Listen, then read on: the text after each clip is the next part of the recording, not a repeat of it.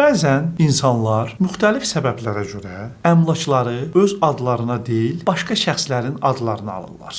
Məsələn, hər hansısa bir güvən probleminə görə, ailə daxili razılaşma ilə əlaqədar olaraq, yaxud hər hansısa bir məhdudiyyətlərə görə əmlakları öz adlarını ala bilmirlər. Təbii ki, bu çox riskli addımdır və gələcəkdə bir sıra problemlərə yol aça bilər.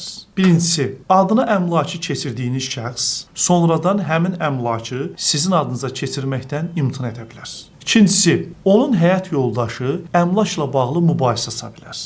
Üçüncüsü, əmlakı adına keçirdiyiniz şəxs vəfat edə bilər və vərəsəlik problemi ortalığa çıxa bilər. Ona görə də tövsiyə edirik ki, əmlakı yalnız öz adınıza keçirin. Məcburiyyətdən əmlakı başqasının adına keçirmək zərurəti yaranarsa, bir sıra qoruyucu hüquqi vasitələrdən istifadə etmək mümkündür. Məsələn, əmlakı başqasının adına keçirərkən öz xeyrinizə həmin əmlakı girova götürə bilərsiniz. Təbii ki, gələcəkdə girov predmetinə tutma yönəltməklə öz riskinizi sığortalaya bilərsiniz.